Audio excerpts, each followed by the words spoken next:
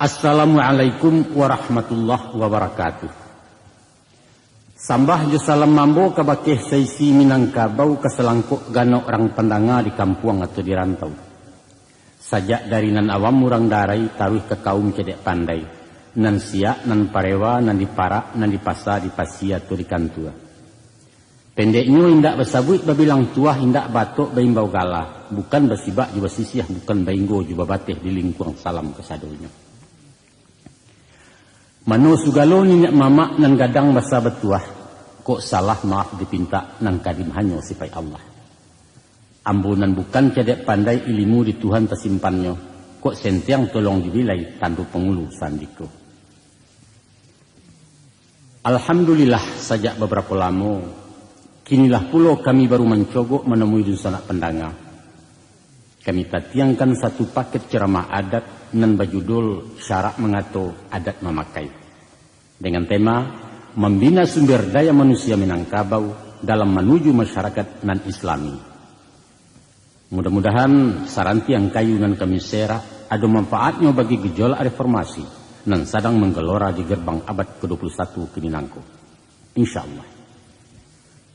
Sidang pendanga yang berbahagia, kalau kita namuh jujur menilai perjalanan sejarah Minangkabau di bidang pembentukan karakter sosial budaya orang Minang, kita akan sampai pada satu kesimpulan bahwa persenyawaan dua ajaran adat dan Islam telah berhasil menciptakan bingkai kehidupan nan kuat kokoh, batiang kepada daya nalar manusianya untuk menjawab kondisi zaman nan beredar secara sunatullah. Cukup sudah pedoman bersosial ekonomi, menata pemerintahan nan stabil, menjaga ketertiban nan mapan, menciptakan pemerataan masyarakat nan adil dalam kemakmuran dan makmur dalam keadilan. Permasalahannya kini, mampukah kita menerjemahkan kemudian menerapkannya di setiap sektor kehidupan masa kini? Itulah yang dimaksud satu pantun ungkapan, cala Allah tajam punado tinggal di bawah menyampaikan, sara Allah adat punado tinggal di awak memakaikan. Nusana penangan namun muliakan. Menurut penuturan para ahli sejarah, Islam baru masuk ke tanah Minang kira-kira 800 tahun lalu. Sebelum itu masyarakat Minangkabau lah tersusun rapi dalam tatanan kaidah hukum nan pasti. Itulah inyo hukum adat di bawah penguasaan para nenek mama dan perangkat-perangkatnya. Walaupun bukan di dalam koordinasi satu kerajaan sentral, tapi nagari-nagari sebagai wilayah hukum merupakan negara-negara kecil yang berdaulat, merdeka menyusun masyarakatnya masing-masing di landasan demokrasi murni Minangkabau. Sebelum dan sesudah Islam masuk, banyak faham pernah singgah di situ. Di bawah para penjelajah bangsa Cina dan Hindia, agama Hindu diperkenalkan dan kemudian dianut, menyusul Buddha dengan beberapa mazhabnya. Sesuai jo pembawaan orang Minang yang selalu berhati-hati menerima setiap pembaruan, malah cenderung bersifat sinis dan curiga, maka walaupun kedua agama itu diterima, tapi nampaknya ajaran Hindu jo Buddha dianut separuh hati. Ganggam-ganggam baru nampak mengacak anak anjing. Sehingga dengan kedatangan Islam, paham-paham dari daratan Hindia itu hilang kecuali aja tuah kepasia. Sampai kini tidak pernah ditemui satu pun bakeh-bakeh bangunan pemujaan semacam candi, kuil atau pagoda, kecuali satu nama kampung di luar agam, yaitu Biaro. Nama pariangan mungkin dari kata para hiangan tampek badiamnya hiang atau dewa-dewa, dan sungai yang berarti sungai hiang. Begitu juga halnya di bidang kepercayaan. Indaklah banyak ditemui pandangan hidup yang berbau Hinduisme atau Buddhisme. Hanya budi yang bermakna moral itu berasal dari nama agama Buddha dan memang menghajarkan ketinggian akhlak.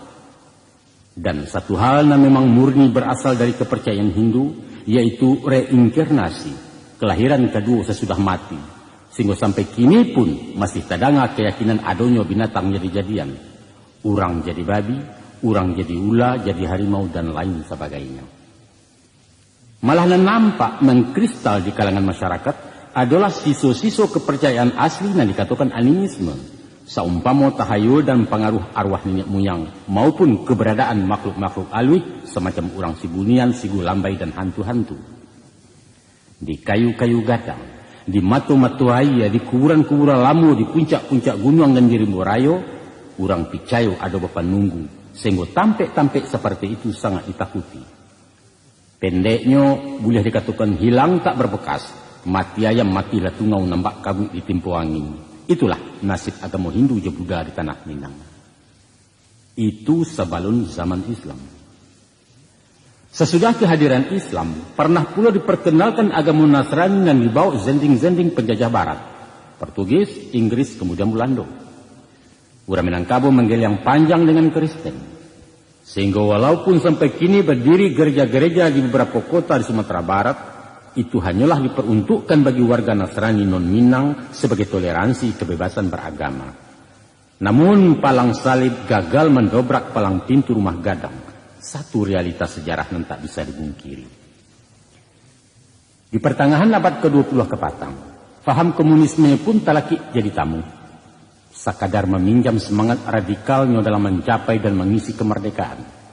Kemudian dihalau sesudah biduak sampai ke pulau.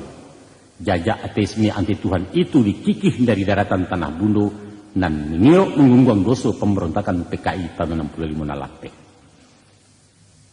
Kini timbul satu pertanyaan. Apa sebab agama-agama dan ideologi nan singgah ke Minangkabau selalu Allahnya ditulak kecuali Islam? Jawabnya tak lain tak bukan. Sebab hanya Islamlah satu-satunya ajaran nan punya persamaan pandang dengan falsafah adat budaya Minang. Kalau dikaji dianalisa, setidak-tidaknya ada ampe faktor nan menyamakan persepsi pandangan hidup sehingga Islam mendapat tampek di Minangkabau. Malah sesudah melalui proses pembauran, akhirnya hukum-hukum syarak diletakkan di posisi yang paling terhormat sebagai rujukan hukum adat. Itulah inyo pengakuan dan menyatakan syarak mengatur, adat memakai.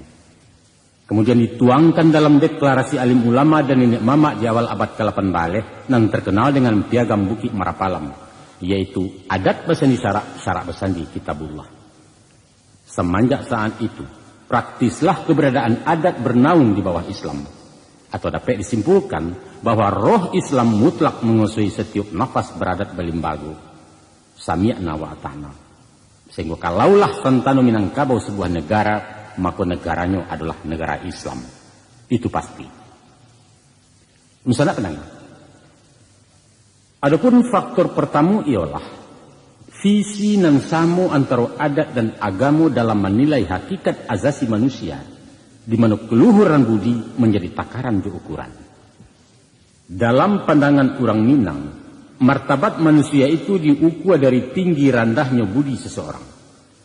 Prestasi hanyalah menupang harkat, bukan penentu dari nilai sebuah pribadi.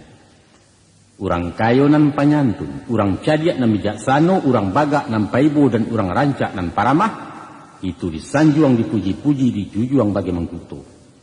Sebaliknya orang kaya nan nangkuah, orang cadiak nan khianat, orang bagak nan menggadang, dan orang rancak nan hongeh, dia randah, dilecehkan, disisiah, dipancia dengan banyak dikatakan orang mantiko. Tadanya ucapan sinis di Palanta. Naknyo kayo selah surang, kami tidak akan meminta. Kok jadi kami tidak akan bertanya, kok bagak kami tidak akan mengadu, kok rancak kami tidak akan meniru. Coba pikir. Rusak binasonya masyarakat, ulah dik nan kayo na ibi surang. Sipaiknya sarakah lobo jetama. Apa na nampak diagonyo, keadilan diborongnya, kekuasaan nak nyobali. Malah kalau perlu diupahkan membunuh orang. Asalai kandak buyah pinta balakuangan tabuak taragak lapik, indak peduli orang kesensaro. Jadilah inyo koruptor manipulator. Asali pitih kemasua, ndak diagak halaju aram. Jadilah inyo rentenir jo lintah darat. Pendeknya dunia naknya jinjang di tangan kida, dek tangan suok mangganggam mame. Itu orang nan tak babudi. Bapulo kalau basuh orang cadia indak babudi. Cadia itu paralu dalam hidup. Tapi yang sangat lebih paralu adalah orang nan cadia tahu je pandai. Cadia utaknya memikirkan, tahu menenggang hati orang dan pandai melalukan kebenaran. Tapi cadia saja indak menaruh tahu je pandai, namanya cadia buruan.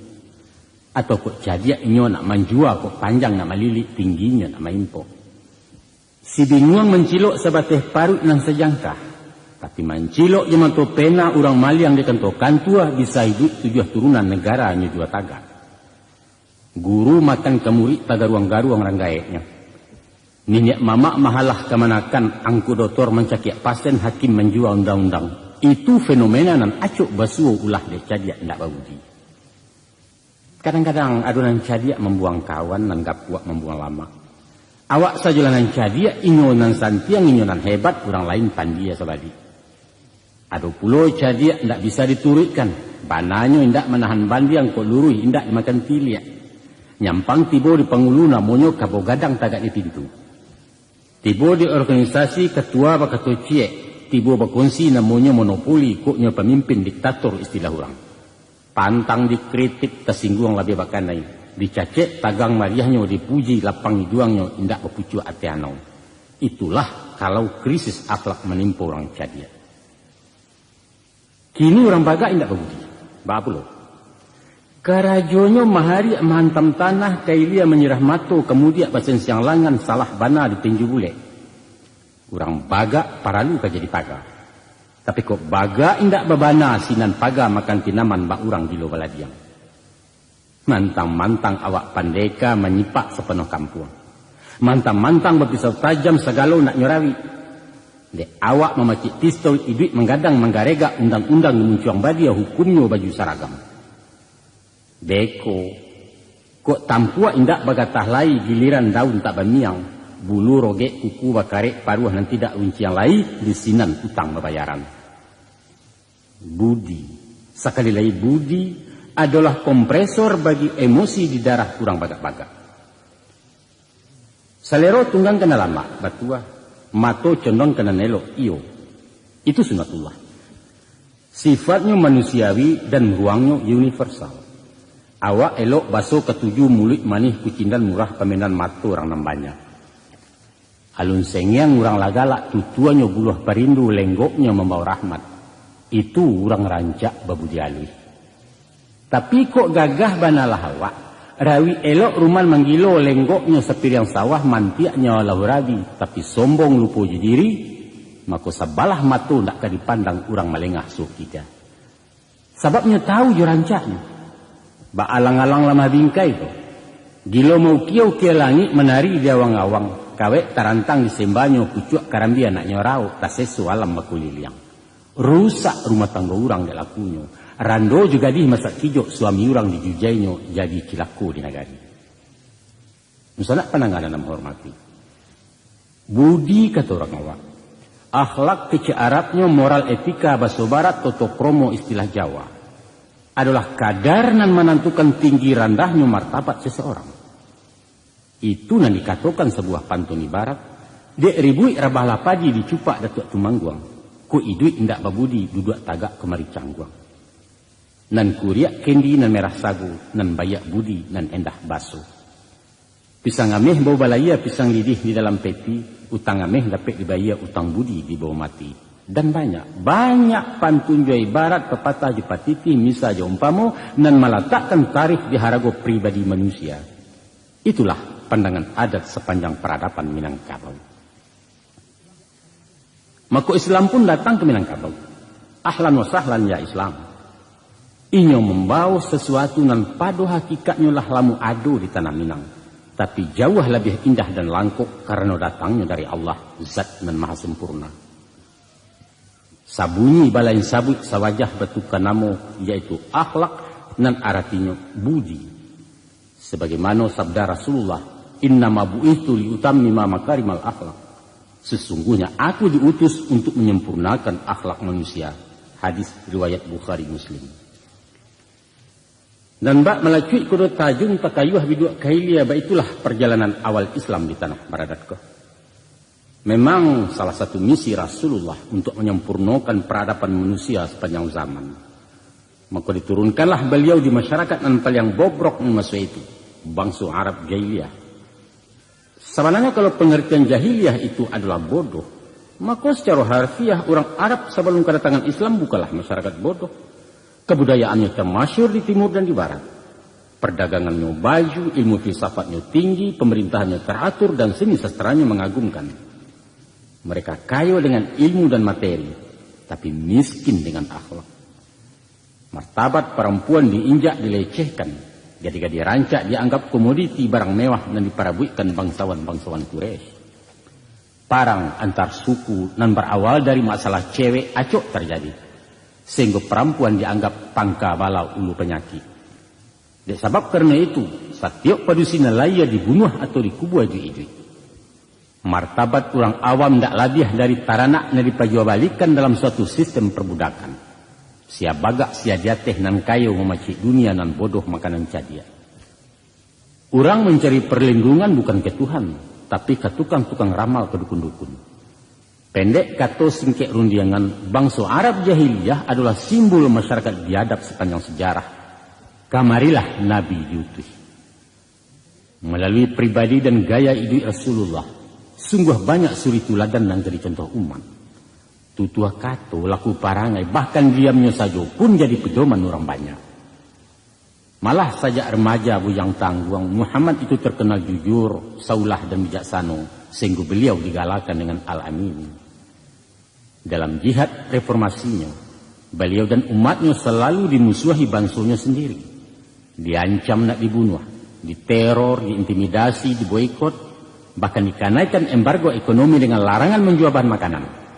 Sehingga tidak ada jalan lain kecuali meninggalkan kampung halaman berpisah di negari dan dicinta. Tapaso hijrah dari Makkah ke Madinah.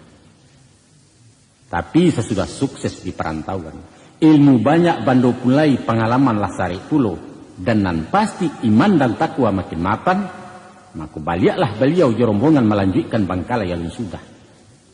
Kalau menurut kata nafsu, sinanlah hutang balansaikan piutang betarimuan. Kesempatan membalih dandam menumpahkan sakit hati ke bakih musuh dahulunya. Tapi dengan ketinggian akhlak Islam, dek Muhammad orang babudi, musuh-musuh lama pun dimaaf dilindungi. Malah jagoan dan tokoh masyarakat Quraisy yang paling jajok ya Rasulullah, Abu Sufyan namanya, dihormati hak asasinya, dianjung-anjung martabatnya. Tak kalau pasukan tempur Islam memasuki kota Makkah, maka keluar pengumuman Nabi bahwa untuk mencari keamanan supaya berlindung ke dalam Ka'bah atau ke rumah Abu Sufyan. Allahu Akbar. Kaum fuqaha mengatakan, khairun nas man yanfa'un nas. Artinya sebaik-baik manusia adalah yang bermanfaat bagi manusia lainnya. Maksudnya ialah kehadiran kita dalam masyarakat andaknya menjadi situasi dingin dari orang banyak. Mendatangkan ketentraman, membawa barakai nan bak umpamu payung panji tampai berlindung kepanasan baki bataduah kehujanan. Kok kusui satu menyelasai tibu di karuah mempajannya, parang mucuk sangketo abih nan senjang diluruskannya. Walau basilang karih dilihia baliak batimba bagi makan nan bana di sabuju. Ulil hak walau kana murad. Katakan nan bana walaupun pahit. Sebaliaknya manusia paling cilako adalah orang yang menjadi silang taneh kacang niang dalam negari. Resah masyarakat dia lakunya, kambang maksiat dia ulahnya, batabuah fitnah dia mulutnya. Sehingga pokoknya mati orang sujud syukur, badarun tapuak bakulil yang batu mejannya diludahi, job pilati yang masuk neraka. Ba itu Islam memperkenalkan akhlakul karimah, budi dan bayak basawaknya. Iko satu mata rantai dan mempertemukan antara adat jo Islam. Itu cie. Dan kedua, faktor yang menjadi rueh penghubung syarak jo adat adalah persamaan pandang tentang peranan akal dalam kehidupan untuk memilih antara elok jo buruan. Adat Minangkabau mendidik orang Minang dengan mempergunakan akal pikiran. Kunyah-kunyah sebelum didulu, gamak-gamak sebelum dipaci. Usah satu duduk, satu monjua, satu tagak, satu balari dahulu patih dari kilek. Mengkasihnya ialah barang sesuatu hendaklah dipikir masak-masak sebelum manggu atau menggeleng. Ke orang mengatakan elok, bah elok. Elok kata mama alun tantu elok dikamanakan. Pareso dulu. Laikoh bananya manhan ban yang luruhnya barantang banang patah dimakan siku-siku. Diteliti, dinalarkan dengan akal sehat. Patut Allah mungkin tabau sinalah baru bayokan. Tapi kalau nan bukan nanya sabut, nan salah dibanakannya. Walau dari siapun karabiknya mesti ditulak mata-mata. Dado istilah nerimo di kamus adat. Sifat belelo tidak dikenal taradok pembangkangan dari pangulu kalau salah. Untuk itu perlu berpikir kritis, arif dan tanggap dalam setiap masalah dan tantangan. Talenggang biduak dilawi arek-arek pagang kamudi, pandai bertenggang narumi sinan bermain nakabudi. Iduik barakah mati bariman baitu baso populernya. Adat menyuruh mempergunakan akal. Islam agama orang barakah. Maka batamulah rueh jubuku bak punco masuk kaulu elok tibo rancak panantilah samo santi yang keduanya. Minangkabau menerima Islam di suku hati. Baru dua. Dan ketiga, masyarakat Minangkabau dari dulu sampai kini tidak pernah mengklasifikasikan manusia. Tidak dikenal kasta-kasta yang membedakan martabat hino atau mulia. Tidak ada bangsawan berdarah biru, tidak ada ningrat keturunan raja. Pangulu dihormati karena jabatan, bukan karena galada tuanya. Itu pun ditinggikan hanya seranti yang jambo-jamboan, didahulukan cuma salangkah tungkai-tungkaian. Artinya sebatih menurut anggojo tanggo sepanjang wewenang yang diamanahkan kaumnya. Isu balia mengulipah, kok camat alah pensiun tentara lah bebas tugas nyobalik jadi rang darai. Dua semurandah tagak semu tinggi di masyarakat di negari. Nan dianjuang diamba-amba hanya nenek mama, tapi anak bininya dun sanak kamanakan atau konco palangkin sekalipun, tetap saja orang biasa. Tidak ada tampik nepotisme di Minangkabau. Bahkan pemimpin tauladan hanyalah nambah sifat memandikan kudo, tajun dahulu masuk air. Bukan cuma memandikan nanjang dan memerintah dari tapi. Jangan biar mantang-mantang awak kepala desa ke disambah di orang banyak. Tidak ada cerita rakyat kamu rungkuak-rungkuak membungkuak menanti titah dari beliau. No way, kata anak muda ini. Dalam forum batagak pengulu, sarumah orang lama hangguak tapi ada surang anggota kaum na manggelyang, maka itu namanya ranti yang badatiak murewa kicau. Alun kata sisi karih dipinggang alun balewakan kanagari penobatan pun ditangguhkan. Mesti digilang dulu sampai bule, nan bulenya indak basagi sinala buliah digolongkan. Kok picaknya indak basudik barulah dapet dilayangkan, baik itu adek nembalaku. Tibo caro balaponasi. Sajak nandari induk samang, tukang hidang, tukang balanjo, sampai kepada tukang cebok, sadonyo dapat bagian deknyo sama bejariah. Tentu saja tiba dijatah balain-lain, gadang kayu, gadang dahan, ketek, sanduak ketek pengadang. Itu manajemen ala Minangkabau.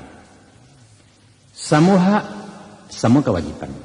Baitulah susunan aturan Minangkabau sajak dari Datuk Nan Baduo hingga ke Maso Bundo Kanduang sampai kini baik 7. Barangkali ikulah biang demokrasi yang dipakai negara-negara modern masa kini. Maka Islam pun datang membawa azas persamaan. Rasulullah mengatakan, La fadla li arabiyyin ala ajamiyyin illa bittaqwa. Tidak ada kelebihan bangsa Arab dari bangsa lain kecuali takwanya. Tidak ada penganut kelas 2. Tidak pernah ada golongan elit dan istimewa dalam Islam. Sadonya sama. Sianan datang dahulu kamu saji, inyolah duduk di muka walau beliau tu kerumpi. Dalam menunaikan ibadah haji, sadonyo diperlakukan samu. Kok saing samu balari, tawah samu bakulil yang pakaian samu tak bajai. Baitu si hitam kalit dari Afrika, baitu si motopitok dari Tiongkok, baitu jua bangsa Arab dan kampung Nabi. Sadonyo samu. Dia masalah hukum pun seruman saja.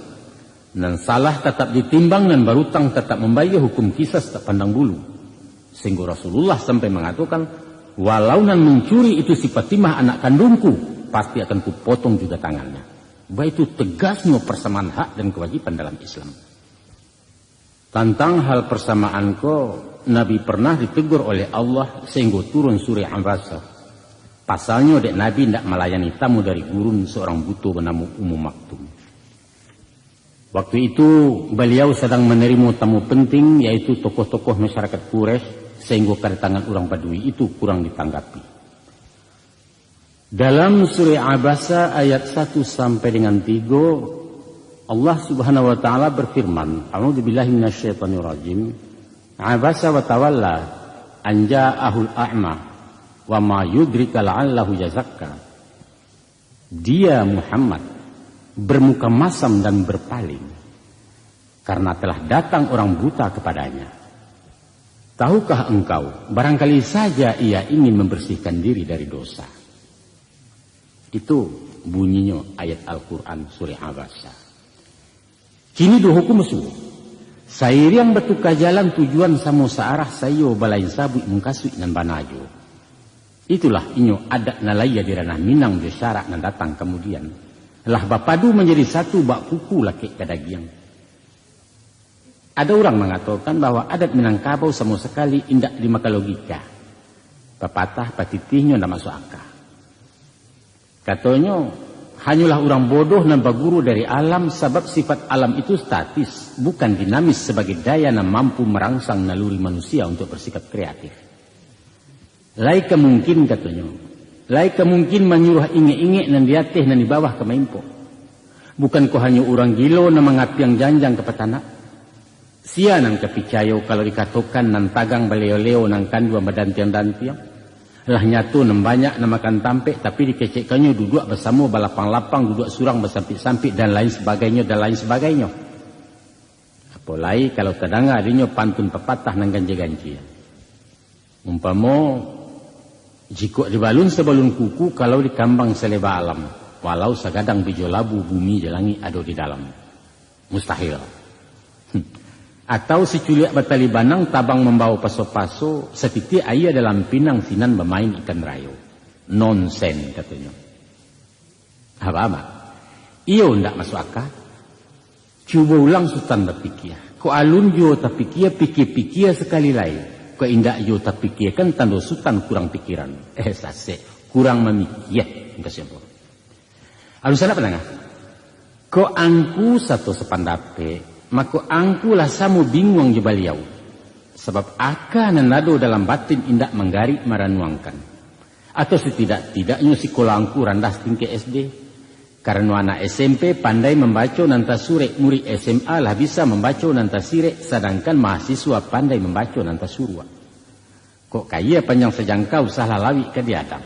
Mungkin awak menjujai nanta pandai dikatakan pajak tak panggala. Mangalah kacau ke dipacah lah nyatu awak buruk muku.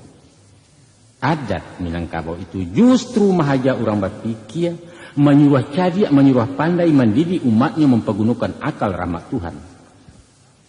Maka datanglah Islam mengabarkan peranan akal dalam hidup manusia, bahkan agama itu hanya untuk orang yang berakal. Ad-dinu liman akal, la dina liman la aklala. Agama itu untuk orang yang berakal, tidaklah agama bagi orang yang tidak berakal. Hadis riwayat Muslim. Banyak sekali ayat Quran dan hadis Nabi dan menyatakan bahwa akal adalah unsur pokok dalam kehidupan. Hanyalah akal yang membedakan antara manusia dengan makhluk-makhluk Allah dan lain. Menurut hukum Islam, anak-anak dan orang gilo dibebaskan dari dosa. Malah orang mabuk dan kehilangan akal sementara pun tidak diterima salatnya. Baik itu pun taradok penjabaran akal dan dikatakan nalar, merupakan perintah langsung dari Allah atau melalui karakter Rasulullah. Antara lain tersebut dalam salah satu ayat Al-Quran.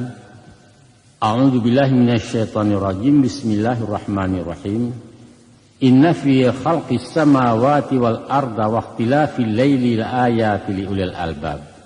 Sesungguhnya kejadian langit dan bumi dan pergantian siang dan malam telah menjadi pertanda bagi orang-orang yang punya pikiran. Acuk bana Tuhan menggugah hati manusia untuk berpikir. Saumpamo afala ta'qilun, afala tatafakkarun, afala ta'lamun ya ulil albab dan lain sebagainya dan lain sebagainya.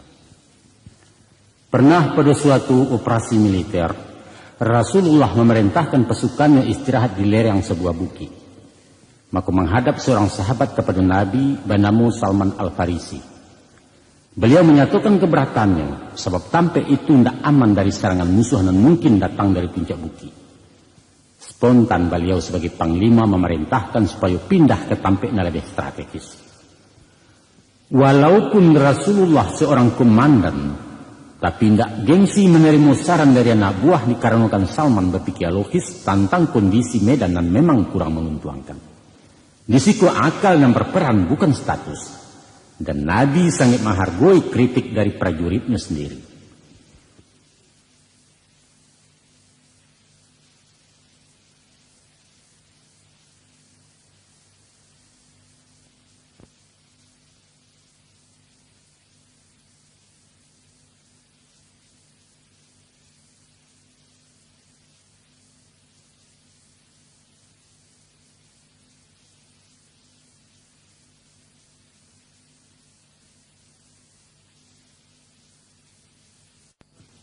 Untuk memperabuikan kehormatan dalam memindahkan Jumratul Aswad ke samping Ka'bah, ampe kabilah nan berpengaruh di masyarakat Arab ampia saja bakuampeh perang saudara. Mencari situasi gawat itu timbul ide Nabi nan sangat masuk akal. Beliau bantangkan sorbannya lantas keampek suku nama sangketu disuruh masing-masing yang memacikkan setiap sudut, sedangkan beliau sendiri menakti yang di tengah-tengah. Kebijaksanaan itu diterima secara aklamasi dan selamatlah manusia dari bala nama itu.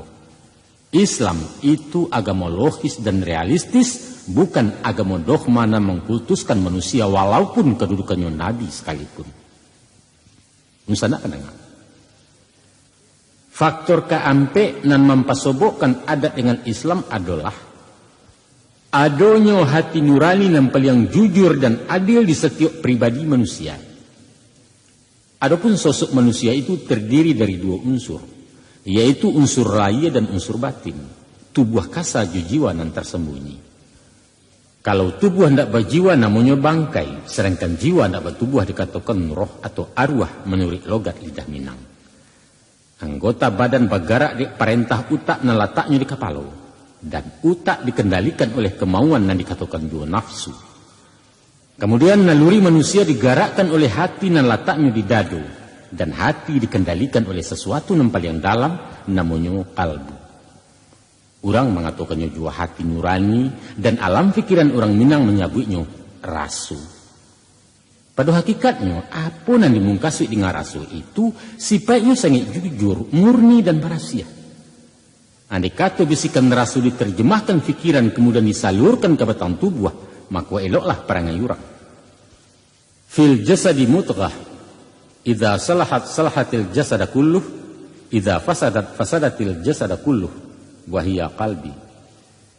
Artinya di dalam tubuh manusia itu ada segumpal darah. Apabila darah itu baik, maka baiklah manusia. Apabila darah itu rusak, rusaklah manusia. Itulah dia hati.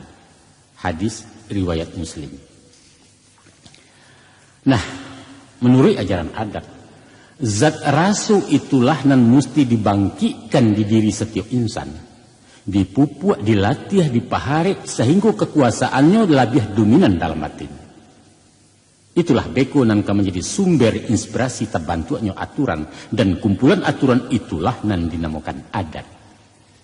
Jadi adat itu adalah satu talago nan ulu ayahnya dari rasu, kemudian mailia menjadi laku perbuatan orang Minang.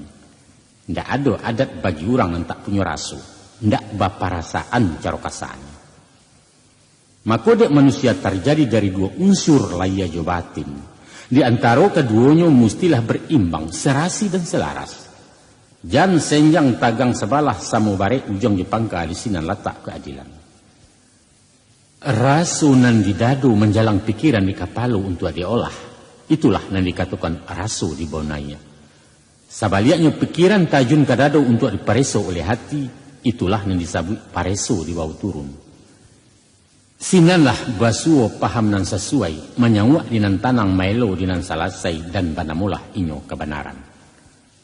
Garak layan nan ke membantu, bayo jobati nan ke manilai dikatakan alwa jopatui, batamulah hakikat kejujuran. Mengko raso jo pareso, alwa jopatui anggo jo tanggo baris jubalabeh adalah tampek tagak berdiri adat, atau istilah kaminyo GBHA, garis-garis besar haluan adat. Joko lah itu nan tarompak sinala tumbuhnya malu. Malu terserak di nagari, aib bertabuh dalam kampung, datanglah sasa dalam batin. Hati seso tubuh mularai ulah delaku jo parangai tangguanglah doso salamonyo. Penyesalan itu pada pokoknya adalah ratapan hati nurani nan kalah melawan nafsu. Walaupun kejahatan tersembunyi, raso indak tersingi surang pun urang ndak nan tahu, namun malu tetap terpandam. Membayang korman muku nampak digarak jo karena timbullah raso randa diri. Makan hati baulam jantung baitu istilah orang. Di siko tadanga pantun mudo. Koto kaciak di balai belo ketigo kampung peninjauan nan kampek jo koto gadang. Usah tabatiak tabarito bialah luluah di ganggaman doso nak denai tanggung sorang. Minimal sahamba-hamba tabu. Nyampang tali pua rasu di dalam indak bermalu ke dirinya, tapi malu je manusia tak kama muku disuruhkan. Kuado niat sumbang karayo sase laki-laki mendaya orang padusi. Sambil mana kuanya mangamek tadanga jawab si cewek. Katanya. Manga koda. Nampak de orang malu awak. Nampak de orang. Kalau nak nampak de orang bah. Langsung. Disikolah agamu menjawabnya. Jangan. Walau tak ada orang yang tahu, tapi Allah memandang menyaksikan. Malu kepada Allah itulah namanya takwa. Man kana yu'minu billahi wal yaumil akhir fala yahluwanna bimra'ati laisa ma'aha dzu mukramin fa inna thalithuha syaitan. Barang siapa beriman dengan Allah dan hari akhir, maka janganlah sekali-kali menyendiri dengan seorang perempuan yang tidak disertai muridnya, sebab pihak yang ketiga dari keduanya adalah syaitan. Hadis riwayat Ahmad. Nah, tantang kubanalah letak kesempurnaan agama madain Allah dibanding adat buatan manusia. Maka koknya lungga kabe adat tali syarak kemampahare. Kok guyah rasu dibatin pasa agamu mempetagu. Dek kurang lagi kebetu kuat sayuk ku ado kepambilai punco laki ambalau tibu. Maka Islam ditarimo di Minangkabau. Selamat datang agama Allah di tanah Pusaku Ranah Bundu. Sesuai je pandangan adat tentang rasu paresu alua je patui, maka Rasulullah mengatakan dalam hadisnya, innama a'malu binniyat wa innama li imri yumanawa. Sesungguhnya amalan itu dengan niat. Seseorang akan diberi pahala sesuai dengan niatnya tadi. Hadis riwayat Bukhari. Adapun yang dikatakan niat itu datangnya dari hasrat atau kemauan, kemudian divisualisasikan oleh tindakan bernama amal. Maka niat baik atau buruk nan menentukannya restu dari kalbu, dari sesuatu nan awak mengatakannya rasu. Hasilnya pun bergantung dari apa nan niat jak dulunya. Mbak kata pituah cerdik pandai, kok lai padi nan ditanam tak mungkin dilalang nan ketumbuh.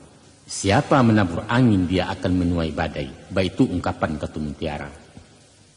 Kok niat buruk karayo salah, nilainya dosa murka Allah. Dikutuk di kapik tanah di akhirat tangguanglah azab neraka jahanam tentangannya. Kok raso indak menaruh budi kasa parangai jahat tangguanglah malu di nagari sasanan tidak tahu juangan. Ada satu dialog menarik antara seorang mu'alaf dengan Rasulullah. Sesudah melafazkan syahadat, orang itu bakatu bake Nabi. Katanya, ya Rasulullah, kini ambolah Islam. Tapi karaju ambo mencilok. Boleh ku ambo taruh mencilok? Kontan dijawab beliau, boleh. Tapi bersyarat. Mendengar jawaban itu tak kajui semua alam. Apa syaratnya ya Nabi Allah? Syaratnya kata Nabi, tidak boleh orang tahu. Bukan main gadang hatinya sambil mengecek sama surang. Henteang itu. Lantas sesudah mengucapkan salam, orang tadi pun bagagai payah. Besoknya si mu'alaf tadi menemui Nabi. Kapatang amu mencilok, katanya. Lain tidak ada orang yang tahu, kata Nabi. Indak, orang yang punya rumah tak kalok sampai pagi. Jus siang mencilok, tanya Nabi selanjutnya. Kami berdua, tidak ada orang yang tahu doh. Besoknya datang pula ini melapor. Ya Rasulullah, tadi malam ambo mencilok, tapi ambo surang. Tidak ada orang yang tahu. Lalu Nabi bertanya, wang tahu? Oh tentu tahu, sebab ambo tidak dalam mabuk doh. Wang orang. Walaupun pencilok ambo ko orang juga ya Rasulullah. Sambil yang Nabi berkata, kanlah dan kecekkan. Bulia mencilok, syaratnya tidak ada orang yang tahu. Sedangkan wang ko orang, hukumnya tetap alarang. Sambil taman wang malu, orang itu pun berjanji jo Rasulullah tidak akan mencilok-cilok selama hidup. Misalnya pendengar, makna yang terkandung dalam dialog tadi tidak lain, bahwa seseorang itu punya harga diri dan ia mesti malu ke dirinya membuat dosa. Itulah sabananya yang dipancing di Rasulullah dijawab baliku macam tadi. Al-haya'u syu'batun minal iman. Malu itu satu bahagian dari iman. Hadis riwayat Bukhari. Syarak dilanggar benaraku adat dilipu amalu datang. Aku bertemulah ujung keduanya lalu bajalin bakulin dan tabuh atau kabeare. Si muncak mati tarambau keparak membawa ladiang luku lapau keduanya. Adat je syarak di Minangkabau serupa awa dengan tabi yang sanda bersanda keduanya. Basinan bayak baringgi alah baulu laki bawa datang membalau mematinya. Itulah inyo undang dek pemerintah. Sanksinya bui je penjaro. Maka langkoklah tali pegangan Minangkabau, tali nan salai pelintigo. Kok kan dua tagang salampih, kuyahlah kabek nama lili binaso idui salamunya. Angku-angku sana penanganan terhormat. Itulah tadi antara lain, ampe faktor nan menjadi titik temu antara adat nalah dahulu menyusun kehidupan orang Minangkabau dengan Islam nan datang kemudian sebagai penyempurna. Mungkin bagi agama dan ajaran lain yang pernah singgah ke tanah Minangko, indak ditemui tali penghubung macam tadi, malah bertentangan juga kaidah budaya yang mendarah daging di masyarakat. Maka tertutuilah pintu bagi masuk. Seumpama agama Hindu nan membagi martabat manusia bakasta-kasta. Buddha nan memang mengutamakan budi tapi tidak membantu dalam amalan nan seimbang. Kristen dan hanya memfokuskan hubungan manusia dengan Tuhan dan tidak hubungan antar manusia bermasyarakat. Komunisme dan cuma tunduk pakai nalaya sedangkan nan batin barang gaib ditampiak dimusuhi. Dan lain-lain ajaran nan tak sapaham jurang Minang. Ajaran Islam indak membantu manusia Minang dari awal, hingga menyudahkan bangkalai nan tabantang, melanjutkan karangko nan tataga. Islam datang memberi pondasi di bawah bangunan adat nala kokoh. Sungguh tapi komposisi adat pesani syarak. Sebab kata sandi itu sendiri artinya pondasi, landasan, alih nan taguah tampek taga. Berbahagialah orang Minangkabau dengan falsafah adat pesani syarak pesani kitabullahnya. Nan takkan lakang-lakang dek paneh walau dibaka modernisasi. Takkan lapuk-lapuk ada hujan biarpun banjir mahundoh dari barat. Asalkan kita istiqamah dan konsisten jo adat dan agama. InsyaAllah. Misalnya pandangan. Kini kita mendapati barang nala sudah. Tapi dalam mencapai satu asimilasi dan senyawa, indaklah tiba baik itu saja. Dengan bim salabim terjadilah adat berseni syarak. Indak semudah secapek melingkup padi bukan serupa membalikkan tapak tangan. Untuk sampai ke titik final, ini melalui proses panjang dan berliku. Banyak kendala, rintangan dan seleksi yang dirambah para ulama penyebar Islam masuk siswa. Menghadapi tokoh-tokoh adat ortodok dengan 1000 kecurigaan, mesti memakai metode nan tape. Kalau daba itu bisa melonjak anak bayi. Umpan habis ikan tak dapet kaya lapuk juaran patah mati barandam tukang pancing. Secara kronologis, dapatlah kita ungkapkan tahap-tahap sejarah berbilang abad. Bahkan sampai kini kau masih berjalan proses islamisasi dalam mencapai beragama ke tingkat khafah, menyeluruh kepada daulat kehendak Allah. Setidaknya ada 7 tahap yang dilalui. Mulai dari mahadoi masyarakat Minangkabau dan animistik, sampai mengikih bake-bake Hindu jo Buddha, akhirnya tercapai deklarasi adat basani syarak basani kitabullah. Yang pertama, sebelum Islam masuk, orang Minangkabau alun mengenal idui sesudah mati. Adat hanya dipabuat untuk orang idui, kau isu ala mati jadi tanah, tidak ada aturan yang mengungkuang. Katanya idui dikanduang adat, mati dikanduang tanah. Dan kedua, waktu Islam diperkenalkan, orang Minangkabau enggan menerima disebabkan para dai kurang bersopan santun dalam berdakwah. Timbullah sindiran pelecehan dengan mengatakan syarak betilanjang adat basi sampian. Dan ketiga, untuk membendung arus Islam dan merambah di masyarakat dan takut kalah lima adat bindalu, para tokoh adat dan jadi pandai membuat batis padan, yaitu adat basan dialua, syarak basan di kitabullah. Dan kampe, akibat pembatasan itu, laju dakwah Islamiyah Rasul lamban. Maka alim ulama menerapkan pendekatan kepada nenek mama. Itulah yang dimengkasui dengan syarak mendaki adat menurun. Dan kelima, usaha pendekatan membuahkan hasil sehingga Islam diterima sebagai partner dalam membina umat Minangkabau. Timbullah pepatah adat yo syarat di Minangkabau serupa awal dengan tabi yang sanda-sanda keduanya. Dan keenam, menyadari manfaat Islam dalam menyempurnakan ajaran adat, pada proses selanjutnya sampailah ke taraf daulat syarak kepada adat. Itulah ungkapan dari syarak mengatur, adat memakai. Dan terakhir, pengakuan itu mutlak dikukuhkan sebagai konsep hidup orang Minangkabau sampai kini, yaitu adat bersandi syarak, syarak bersandi kitabullah. Musadak penanganan dan hormati.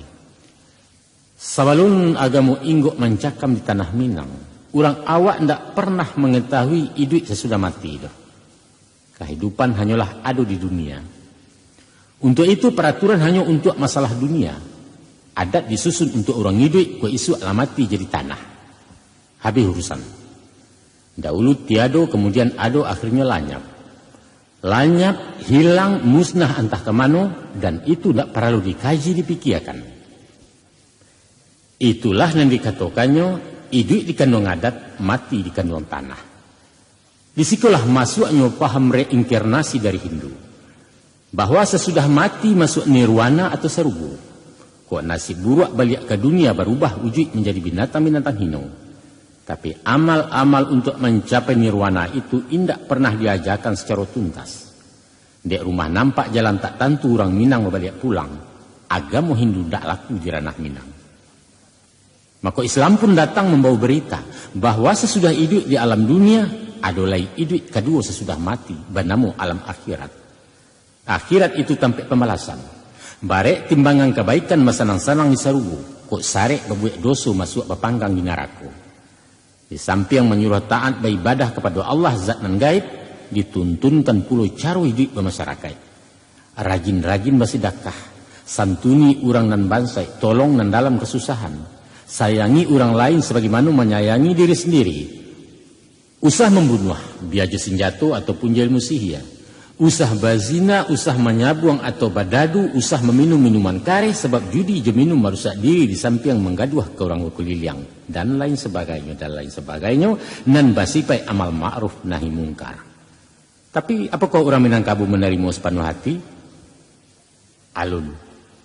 Pada hakikatnya batin orang Minang mayokan, tapi dilayainya bertangguh sebab cara terbuka dan transparan nan tembak tupai tidak berkenan di hatinya. Malah kadang-kadang timbul curiga. Orang bertandang membawa pihak. Ulama itu orang menumpang tamu tak tahu diri dan barani bakatu dareh ketua rumah. Islam itu mahaja ikan baranang sebab sebelum dikatakan kamilah tahu. Kira-kira itu sikap mental orang Minangkabau di awal perkenalannya dengan Islam. Tapi dia inyo penyuko jalik datang penyantun di dagang lalu orang awak tetap memperbasokan, tetap ramah berbudidaya. Anak siamuak dalam padi cukup di dalam pawarasan, sungguh baramuak dalam mati di muka indak kelihatan. Namun bakambang ucapan sinis dan seakan-akan paringek ke orang adat, yaitu syarak peti lanjang, adat basi sampiang. Secara literik dan secara pengertian, kata-kata beti lanjang itu sebenarnya negatif. Ada kesan merendahkan, apalagi kalau dibanding dengan basi sampiang nan maknanya berpakaian. Mungkasuknya adat lebih sopan dari agama. Itu maksudnya. Apa sebab terjadi nama itu?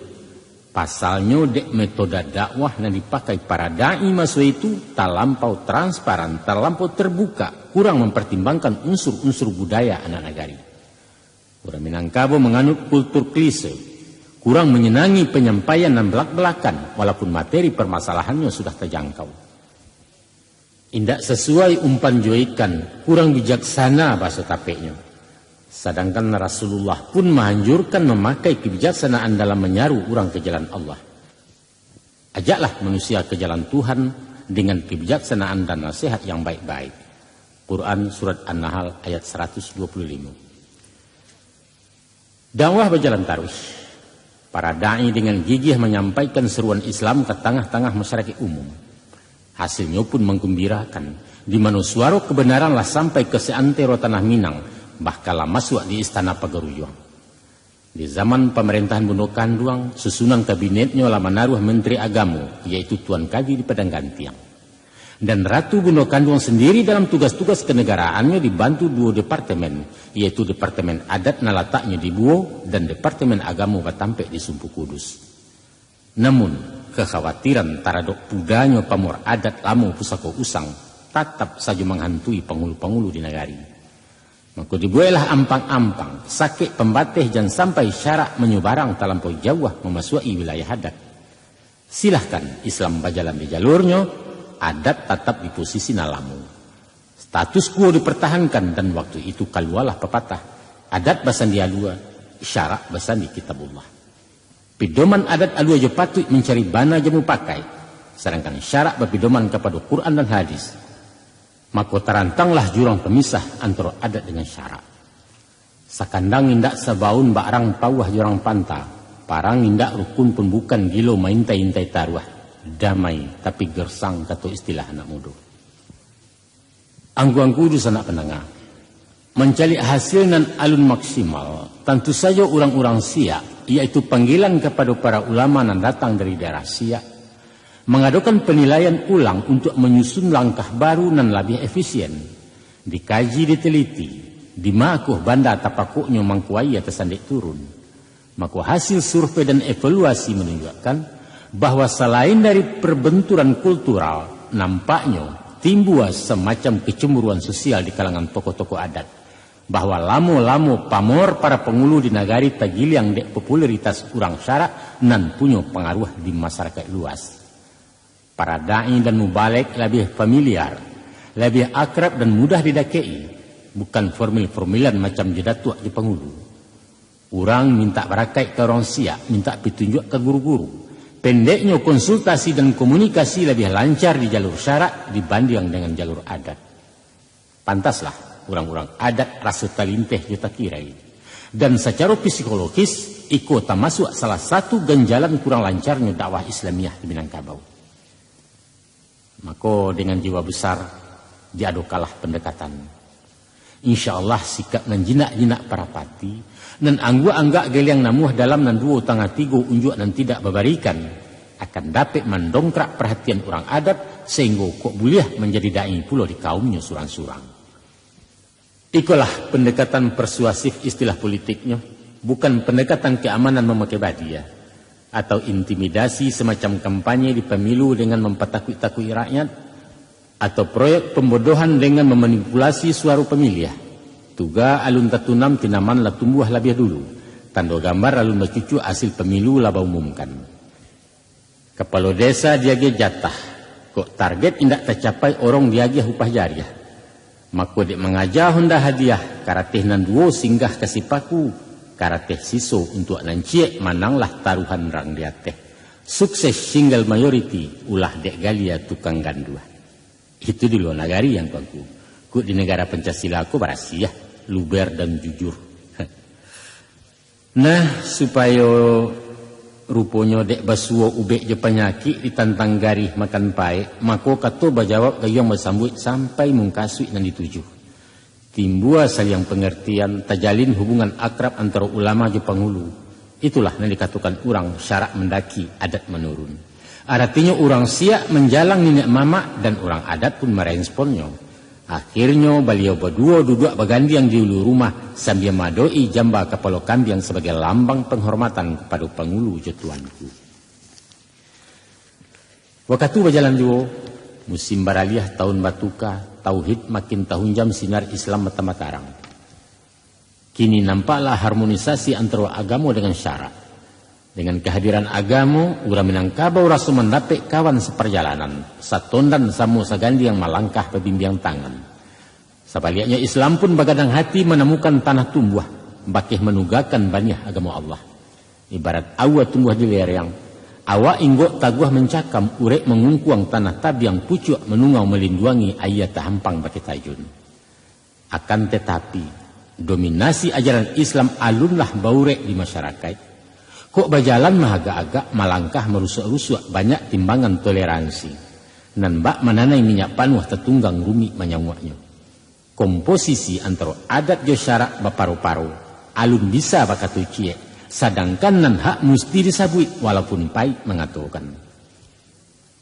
Namun alhamdulillah eksistensi Islam diakui, hilang kecurigaan, habis sakwasangko, malah adat rasa tagamang nyampang kok syarak meninggalkan. Si muncak mati tarambau keparak membawa ladiang luku lapau keduanya. Adat yo syarak di Minangkabau serupa awa dengan tabi yang sanda bersanda keduanya. Dun sanda pendengar, secara perlahan tapi pasti, ajaran Islam aktif merevisi aturan adat nan batantangan yo syariat. Budaya menyabuang jabadadu dan apa saja yang bersifat judi mulai berkurang. Baitupun praktek ilmu hitam seumpama gayung jesi jundai, tinggam biriang gas yang tangkurak pakasiah ilmu mudo secara baransua dihadirkan. Pendeknya segala syirik dibasmi, tauhid dipataguah. Para dukun pun ditatar. Kata-kata hong di awam mantu sebagai pujian ke dewa-dewa ditukar dengan bismillah mohon barakat dari Allah. Surau-surau nan tadinya hanya berfungsi sebagai asrama anak bujang atau panti jompo penampungan gaik-gaik orang Marando dimanfaatkan untuk sarana pendidikan Islam sampai mengaji. Redaksi pepatah nan menjadi hadisnya orang adat diperbaiki. Umpamo titi biasa lapua janji biasa mukia, ditukar jo titi bina solapua janji bina semukia. Lafaz biasa diganti dengan binaso sehingga indak paradoks jo hukum Islam. Baitupun pepatah nan lah batua diselamaikan, dilestarikan pemakaiannya, dan kalau paralu disemperonokan. Misalnya kemanakan barajo ke mama, bulia. Mama barajo ke pengulu, ndak salah. Pengulu barajo ke mupakai, batua. Mupakai barajo ke alu ajo patui, silahkan. Alu ajo patui barajo ke bana, rancak. Bana berdiri sendirinya, tunggu dulu. Sebab bana menurut orang banyak, alun tantu bana menurut Allah. Kebenaran kini alun tantu bana untuk beriswa. Hasil mupakai orang agam ditulak dia orang tanah data. Iyo kecek orang 50 indak kata orang di pesisir. Padahal permasalahannya nan dikancah nan dituju. Islam memandang bahwa hakikat kebenaran hanya cie dan nan cie itu milik Allah. Kami kemukakan contoh satu kasus nalah bana dek orang banyak tapi salah menurut Allah. Umpamu pada suatu saat orang Minangkabau bermusyawarah untuk membunuh sekalian orang gilo di negari. Ditimbang mudarat yang manfaat dikaji rugi julabu. Nan saki indak kecegak nan mauruh berpayah-payah di pasuang berang pemerintah dilapih tasisa orang banyak. Maka basua mungkin jepatui sesuai ku aja jangkau untuk membasmi ulu bala pangkacilako, yaitu segala nan gilo dibunuh secara massal.